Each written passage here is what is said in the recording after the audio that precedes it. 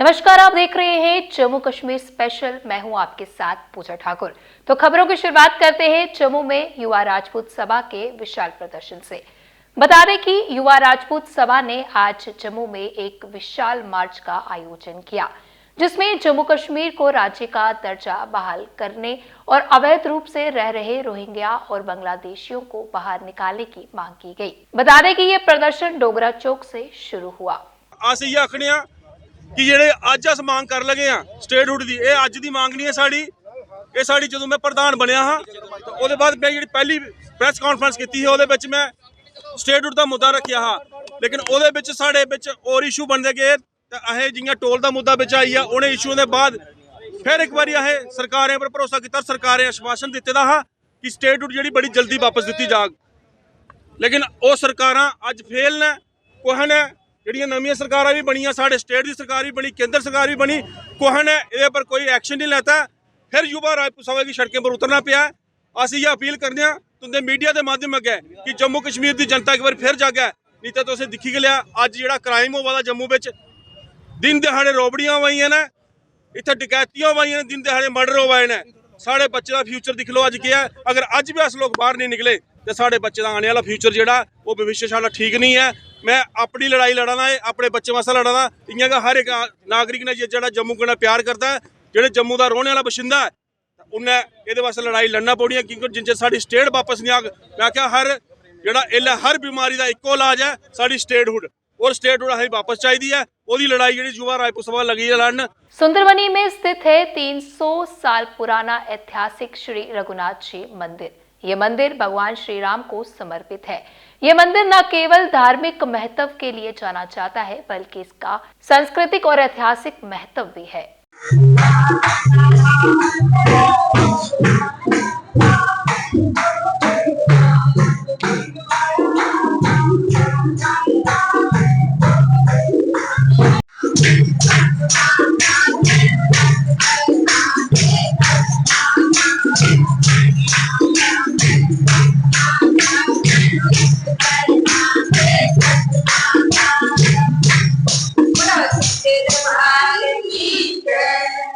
हमारा माई बाप बोलता था कि ये हमारी यादगिरी से भी पहला का है।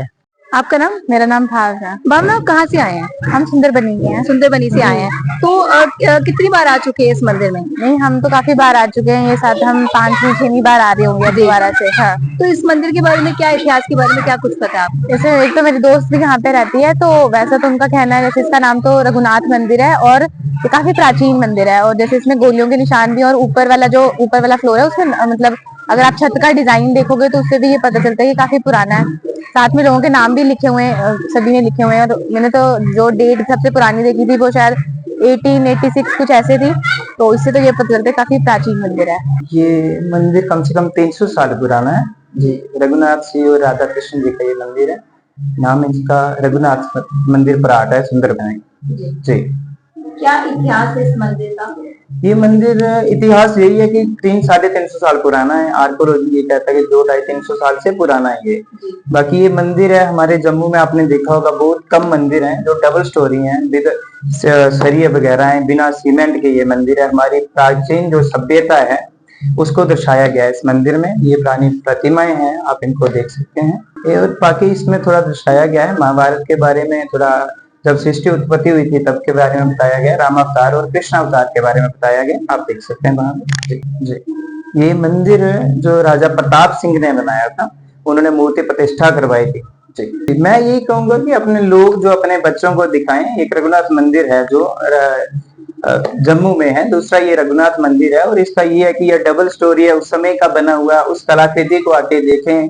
और भगवान के बारे में दर्शाया गया है, प्राचीन हमारी सभ्यता से जुड़ा हुआ ये मंदिर है। लोग यहाँ पे आते हैं स्पेशली यहाँ जी जी जी। लेकिन इतनी जानकारी नहीं लोगों को, नहीं लोगों को इसके बारे में इतना ज्ञान नहीं है। लेकिन आज मंदिर का ट्रस्ट बन चुका है, आज थोड़ा थोड़ा करके लोग यहाँ जुड़ रहे हैं। मैं यही आपके माध्यम से यही कहूंगा कि मतलब लोगों से जितना हो सके आपके चैनल के माध्यम से जो देखता है यहाँ पे आए, अपने बच्चों को दिखाए। कश्मीर के गांदरबल जिले में भीषण आग, घर जलकर खाक। पुलिस और सेना ने मिलकर आग पर पाया काबू। गांदरबल जिले के गुंड क्षेत्र के गगननीर इलाके में सोमवार तड़के 2 बजे भीषण आग लग गई। इस आग ने तेजी से आवासीय घर को अपनी चपेट में ले लिया, जिससे भारी नुकसान हुआ। गांदरबल पुलिस, भारतीय सेना की 34 असम राइफल्स और स्थानीय निवासियों के प्रयासों से आग पर काबू पाया गया और अधिक नुकसान होने से रोका गया। आग के तेजी से फैलने का कारण घर में मौजूद अत्यधिक ज्वलनशील पदार्थों को माना जा रहा है। स्थानीय प्रशासन ने आग लगने के सटीक कारणों का पता लगाने के लिए जांच शुरू कर दी है। सौभाग्य से इस घटना में कोई हताहत नहीं हुआ। उधर आगे आगे आगे आगे साइड में उधर से आग चल रहा है ऊपर की तरफ।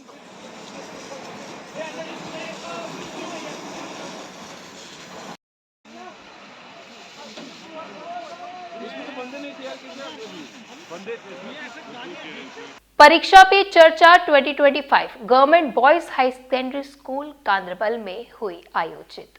परीक्षा पे चर्चा 2025 का 8वां संस्करण government boys higher secondary school Ganderbal में आयोजित किया गया, जहां प्रधानमंत्री मोदी ने छात्रों की परीक्षा से जुड़ी चिंताओं पर चर्चा की। इस कार्यक्रम में छात्रों और शिक्षकों ने उत्साहपूर्वक भाग लिया, जिसमें शैक्षणिक दबाव को आत्मविश्वास के साथ संभालने के लिए महत्वपूर्ण सुझाव भी दिए गए। इस आयोजन में राज्य और केंद्र शासित प्रदेशों के सरकारी स्कूलों, केंद्रीय विद्यालयों, सैनिक स्कूलों और अन्य शिक्षण संस्थानों के छात्र शामिल हुए। प्रधानमंत्री के संवाद के अलावा इस कार्यक्रम में विभिन्न क्षेत्रों के विशेषज्ञ भी शामिल होंगे, जो जीवन और सीखने के विभिन्न पहलुओं पर मार्गदर्शन देंगे। परीक्षा पे चर्चा छात्रों को परीक्षा से पहले प्रोत्साहित करने और सही दिशा देने के लिए एक महत्वपूर्ण मंच बना हुआ है। I am Abru Bashir from class 10th and I am the student of Girls High Secondary School Nanar Ganderbal. Today we came here to participate the final event of 8th edition of Pariksha Pe Charcha, an interactive program of Prime Minister Narendra Modi with students, sharing valuable views with students on stress management, self-management. My name is Mayam and I am a student of New Tani Hart School. Currently I am in 10th standard. Pariksha Pe Charcha, it's a very good initiative taken by our Prime Minister Narendra Modi, as it helped many students to realize that failure is a part of success. It's not the opposite of success, because many students जब उनकी journey में failure जाते हैं, so they just give up because उन्हें ऐसा लगता है they do not have the potential to move forward, but ये उनके लिए एक मुश्किल बन जाता है and this affects their long term goal. जो भी students अपने जिंदगी के long term goals set कर लेते हैं, उन पर वो एक bad impact पड़ता है इस फेलियर की वजह से जब वो give up करते हैं। But this Pariksha Pe Charcha being a very good initiative, it helped them to come out from this situation and it also helped them to unlock their potentials and talents, क्योंकि हर एक student जो होता है, एक बच्चा जो होता है, उसमें एक अलग तरीके का टैलेंट होता है, हर एक के पास वो पोटेंशियल होता है, बट जब वो डिमोटिवेट हो जाते हैं या डिस्करेज हो जाते हैं, डिप्रेशन में आ जाते हैं, they just do not go through inside them and they do not believe कि उनमें वो कोई टैलेंट है, but this has helped them to unlock their potentials and I am very glad to be the part of this movement and I hope it will continue to inspire many more students living in India. ये परीक्षा पर चर्चा जो programme है, ये 2018 में शुरू हुआ था। प्राइम मिनिस्टर नरेंद्र मोदी साहब जी ने शुरू किया था और आज 8th एडिशन था इसका। यहाँ पर लाइव स्ट्रीमिंग चल रही थी। तो ये परीक्षा पे चर्चा का जो मेन जो फोकस है, ये है बच्चों में जो एग्ज़ाम के दौरान स्ट्रेस होता है, उस स्ट्रेस को कम करने के लिए ये इंटरेक्टिव प्रोग्राम रखा जाता है। बच्चे भी इसमें इन्वॉल्व होते हैं, पेरेंट्स भी होते हैं, टीचर्स भी होते हैं, ताकि बच्चों का जो स्ट्रेस है एग्ज़ाम विद डिस्कशन, जो प्राइम मिनिस्टर साहब के साथ बातचीत होती है, बच्चों के साथ, पेरेंट्स के साथ, तो वो स्ट्रेस जो है वो कम हो जाए और वो बच्चे एग्ज़ाम में फ्रीली जाए। माइंड उनका मेंटल जो सेटअप है वो स्ट्रांग इतना हो कि वो आराम से एग्ज़ाम में जाएंगे और अपना अच्छा जो एग्जाम है बेस्ट अपना दे सके। उत्तराखंड में चल रही राष्ट्रीय खेल प्रतियोगिता में एक विवादित मुद्दा, जिसमें जम्मू कश्मीर के खिलाड़ियों को कथित तौर पर हटा दिया गया, इसको लेकर आज भाजपा के प्रवक्ता गिरधारी लाल ने एक पत्रकार वार्ता की, जिसमें उन्होंने सरकार से इस मामले में स्पष्टीकरण मांगा है। उनको निकाला गया पर चुप है, क्योंकि में जो दो है आपस में वो आपके ऊपर कीचड़ उछाल रहे हैं, सरकार चुप है। हमारा प्रश्न सरकार से है कि क्या ये वास्तविकता है, क्योंकि एक गुट कहता है कि हुआ है, एक कहता है नहीं हुआ है। क्या ये सच है कि आपने जिनको उनकी जगह पर अपॉइंट किया, क्या ये सही है? ये सरकार को बताना चाहिए, मुख्यमंत्री साहब को, उनके स्पोर्ट्स मंत्री को बताना चाहिए। ये सिर्फ इतनी ही बात नहीं है कि वहां पर जो मैं जैसे बता रहा हूं कि माना जाता है कि ये पहली बार इंडियन स्पोर्ट्स हिस्ट्री में इस प्रकार से हुआ है। आखिर ऐसा क्यों है? क्यों होता है कि जब नेशनल कॉन्फ्रेंस आती है तो भाई भतीजावाद ही चलता है? नॉन प्रोफेशनल स्टूडेंट को हंट करके उनको आगे लाने के लिए जिस प्रकार के कोचेस का रोल होना चाहिए उसमें दिक्कत आ रही है। जो इंफ्रास्ट्रक्चर के लिए सरकार, खासकर केंद्र सरकार जिस प्रकार की दिक्कत हो रही है, तो हमारा भारतीय जनता पार्टी का कहना है कि सरकार को अपनी चुप्पी तोड़नी चाहिए। क्या पेरेंट्स और हम सब लोगों की चिंता है कि क्या हमारे बच्चे सेफ है? आखिर सच्चाई क्या है, क्या हुआ है वहां पर, और क्या हमारे बच्चे सेफ हैंड्स में है? इन्हीं कारणों से अगर आप देखेंगे कि हमारी पोजीशन जो स्पोर्ट्स में है जम्मू कश्मीर की 24वीं स्थान है, वो भी कुछ प्राइवेट इनिशिएटिव्स जिन स्पोर्ट्स में रहा है उनके कारण हमारे पास कुछ गोल्ड मेडल भी मिले हैं, जिसकी वजह से हम 24 में, नहीं तो शायद हम लास्ट में होते। तो स्पोर्ट्स एक, क्योंकि नेशनल कॉन्फ्रेंस में जो cricket. Roopnagar JDA housing colony welfare association ने प्रेस क्लब जम्मू में प्रेस कॉन्फ्रेंस आयोजित की, जिसकी अध्यक्षता उत्तमदीप शर्मा ने की। इस प्रेस कॉन्फ्रेंस में रूपनगर हाउसिंग कॉलोनी के वर्तमान स्थिति से जुड़े कई सारे मुद्दे उठाए गए। आज का हमारा एजेंडा ये है, हमारी Roopnagar welfare association JDA housing colony Roopnagar past, present और फ्यूचर के भविष्य में थोड़ी सी बात करेगी। 1984 की जो हमारी कॉलोनी बनी हुई है, 84 से लेकर आज तक पीछे जो बना, उसके बाद क्या हुआ क्या नहीं हुआ, उस पर थोड़ा सा हम विवरण करेंगे। 84 के बाद जो काम हुआ, जेडीए ने कॉलोनी बनाई, उसके बाद डेवलपमेंट जो है वो म्यूनसिपैलिटी के अंडर आई, तो म्यूनसिपैलिटी ने काम जो किए बहुत कम किए, और जेडीए ने जो काम किए वो तो एक दफ़ा कॉलोनी बनाते हैं और उसके बाद हैंड ओवर कर देते हैं। उन्होंने जो काम किए 60% काम किए, 40% बकाया रह गए हैं। तो बड़े बीसी यहाँ पर आए, बहुत कमिश्नर आए, हम दौड़ते रहे, चलते रहे, तो आश्वासन मिलता रहा, लेकिन काम पूरा नहीं हो सका। तो इसलिए आज हम प्रेस कॉन्फ्रेंस करना इसलिए जरूरी समझी कि जो हमारे अफसरान इस समय आए हैं, वाइस चेयरमैन पंकज शर्मा जी और यादव साहब, हमारे कमिश्नर साहब, हम उनके पास गए। उन्होंने तीसरे दिन ही रूपनगर का दौरा लगाया और लोगों की गरीबियाँ सुनी, लोगों को इकट्ठे किया, उनकी बात सब हमने रखी, तो उन्होंने इमीडिएट जो फैसला करना था किया। 2-4 पॉइंट हमारे उन्होंने किए हैं, इमीडिएट काम कर दिए हैं। All Jammu and Kashmir NHM employees association द्वारा पत्रकार वार्ता का आयोजन किया गया, जिसमें एसोसिएशन के अध्यक्ष रोहित सेठ ने कहा कि वेतन में देरी के कारण कर्मचारी आर्थिक रूप से कमजोर हो रहे हैं और अपने आवश्यक खर्चे जैसे कि स्कूल की फीस, दैनिक घरेलू जरूरतों को पूरा न कर पाना शामिल है। उन्होंने सरकार से मांग की है कि वेतन को जल्द से जल्द जारी किया जाए और अन्य राज्य की तरह समय पर वेतन दिया जाए। हम गवर्नमेंट से अपील करते हैं, एलजी साहब, हमारे उमर साहब जो चीफ मिनिस्टर हैं, हमारी हेल्थ मंत्री साहिबा, और हमारे जो चीफ सेक्रेटरी साहब हैं, हेल्थ सेक्रेटरी साहब हैं, या फिर हमारे जो एमडी साहब हैं, इनसे हम अपील करते हैं और एनआरएचएम एम्प्लॉयज के लिए इनको बोलना चाहते हैं कि आप पूरा प्रयास कीजिए। जो हमारी 1.5 साल से सैलरी टाइम पर नहीं आ पा रही है, और इसके साथ ही अब 2 महीने से ज़्यादा हो गया है हमें सैलरी मिले हुए, और इसकी वजह से हमारे जो एनआरएचएम एम्प्लॉयज हैं उनकी जो घर की स्थिति है वो बहुत ज़्यादा बिगड़ चुकी है, सभी एनआरएचएम एम्प्लॉयज की। और आपके मीडिया के माध्यम से यही अपील करते हैं उनके आगे कि हमारा ये सैलरी जो टाइम पे नहीं आ रही है, इस इश्यू को जल्द से जल्द सॉल्व करने का प्रयास किया जाए। सामाजिक कार्यकर्ता फयाज अहमद मागरे ने आज एक प्रेस कॉन्फ्रेंस कर जम्मू कश्मीर में शिक्षा व्यवस्था में आ रही खामियों को उजागर किया। मागरे ने annual transfer drive, newly appointed masters की पोस्टिंग जैसे कई सारे मुद्दों को उठाया और सरकार से मांग की कि निजी स्कूलों की फीस व्यवस्था पर नियंत्रण रखा जाए और शिक्षकों को न्यूनतम वेतन दिया जाए। मैं पिछले 12 साल से एजुकेशन के एजेंडे पे काम कर रहा हूँ।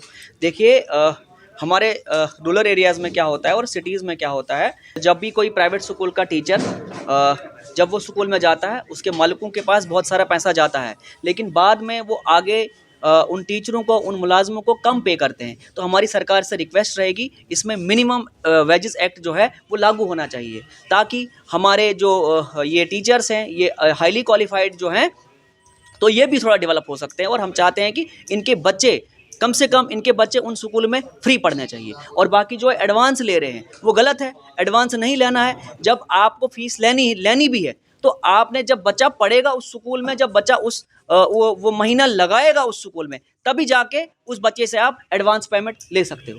पिछली बार इन्होंने टीचर्स को मास्टर ग्रेड में प्रमोट किया। जब इनने टीचर्स को मास्टर ग्रेड में प्रमोट किया वहाँ पे नेपोटिज्म चला, वहाँ पे फेवरेटिज्म चला, जो एजुकेशन डिपार्टमेंट में नहीं चलना चाहिए। आप देखिए कि हमारे जितने भी रूरल एरियाज़ के स्कूल हैं, खास करके मैं घाट जोन की बात करूंगा, वहाँ पे सारे स्कूलों को खाली कर दिया गया है। तो हमारा जो दाली उद्यानपुर का ब्लॉक जो है उसमें कलिहांड है, 6 पोस्टें मास्टर ग्रेड की है, 1 फील है और 5 खाली है। उगाद हमारा हाई स्कूल है, 5 पोस्टें वहाँ की है और 5 की 5 पोस्टें खाली है और वो स्कूल जो है वो बंद होने के कगार पे आया हुआ है। उसके बाद हमारा हाई स्कूल उद्यानपुर है, 6 पोस्टें वहाँ की है, 1 फील है और 5 खाली है। मेरी रिक्वेस्ट रहेगी डायरेक्टर स्कूल एजुकेशन से और कमिश्नर सेक्रेटरी स्कूल एजुकेशन से और मिनिस्टर से और चीफ एजुकेशन हमारे जो नए वाले आए हैं कि इन स्कूलों की तरफ ध्यान देना चाहिए, इन स्कूलों की तरफ तवज्जो देना चाहिए और वहाँ पे आपको स्टाफ का अरेंजमेंट करना चाहिए। जो आप 10 साल से रिक्रूटमेंट नहीं कर रहे हो,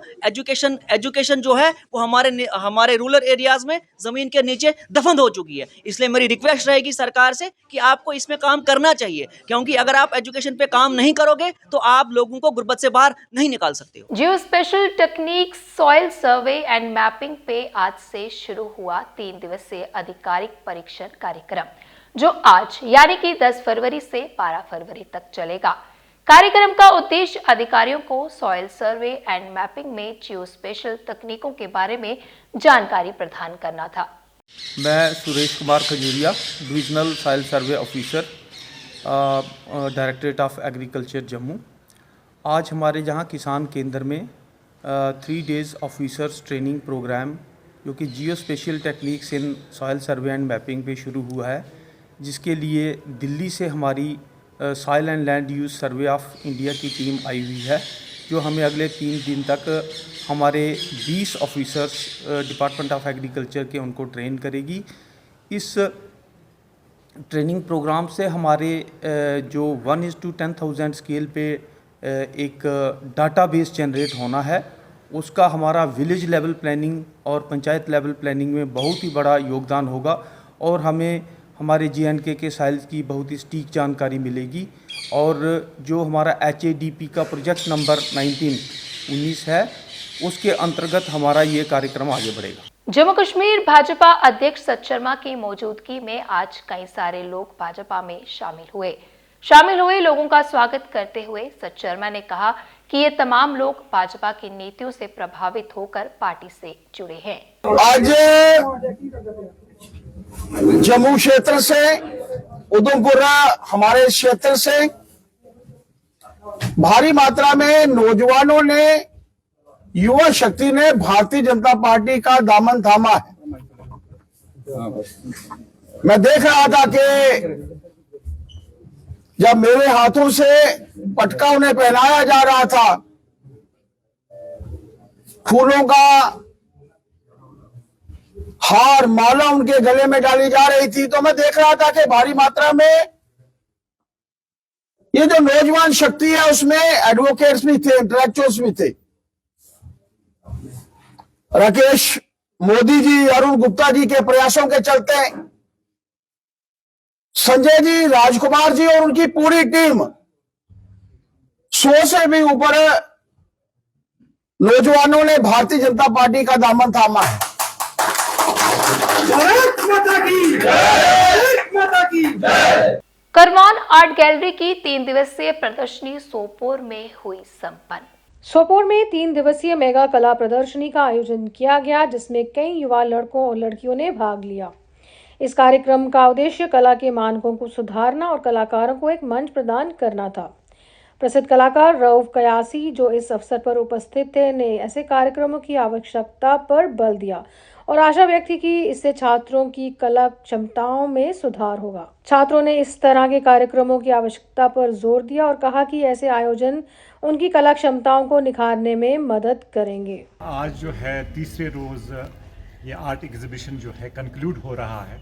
जैसा कि आप सभी जानते हैं कि इस एग्जीबिशन को ऑर्गेनाइज किया था कारवान आर्ट मिशन ने in collaboration with Kayasi art gallery. और इस एग्जीबिशन के जो हमारे रूह रवां, हमारे जो सोपोर से ताल्लुक़ रखने वाले इंटरनेशनली नोन आर्टिस्ट रूफ कयासी जो है, उन्हीं के सुपरविजन में जो है ये सारा एग्जीबिशन हुआ। और मुझे बड़ी खुशी हो रही है कि इस एग्जीबिशन में ना सिर्फ नॉर्थ कश्मीर से जुड़े आर्ट लवर्स एंड आर्टिस्ट जो है उन्होंने इसमें जो है पार्टिसिपेट किया, बल्कि सेंट्रल कश्मीर से भी जो है यहाँ पे आर्ट लवर्स आए और उन्होंने जो है इस आर्ट एग्जीबिशन में जो है हिस्सा लिया। और इस तरह के इनिशिएटिव्स इंशाल्लाह कारवान आर्ट मिशन जो है आगे भी जारी रखेगी। और इंशाल्लाह सिविल सोसाइटी सोपोर का हमेशा इस तरह की जो आर्ट एक्टिविटीज़ है इनको वो जो है एनकरेज करेंगी। और मैं आपको यहाँ पर ये भी बताऊँ कि civil society Sopore near future में जो है कारवान आर्ट मिशन के साथ कोलैबोरेशन में एक मेगा पेंटिंग एग्जीबिशन जो है करने जा रही है। पर मैं ये कहूँ कि जो भी इकरा स्कूल जो कि इकबाल मार्केट में के नज़दीक वाक़ा है, इनका जो है हम बहुत ही शुक्रगुजार है इनके हम कि इन्होंने जो है यहाँ पे हमें स्पेस प्रोवाइड की और जो भी लॉजिस्टिक सपोर्ट हमें चाहिए था तो वो उन्होंने प्रोवाइड किया। तो बहुत अच्छा लगा, बिकॉज़ हर कोई चाहता है कि हम अपने आर्ट को जो है ज़्यादा इम्प्रूव कर सके और सारे जो है वो आना चाहते हैं। और मैं खुद पेंटिंग में ज़्यादा ये हूँ, मुझे पसंद लगता है पेंटिंग करना, बट अभी मैं स्टार्ट ही कर रही हूँ। पेंटिंग्स थी ज़्यादा मुझे सादिया जान की ज़्यादा पसंद लगी, जो उन्होंने वो वुमेंस के लिए बनाई है कि वुमेंस को हमेशा दबाया जाता है लेकिन ये हमारी सोसाइटी में दिखाया नहीं जाता है, वो मुझे ज़्यादा पसंद लगा। बाकी सारे अच्छे थे लेकिन ज़्यादा वही अच्छा लगा। तो आज के जम्मू कश्मीर स्पेशल बुलेटिन में इतना ही। फिर मिलेंगे इसी समय, मुझे दीजिए इजाजत। नमस्कार।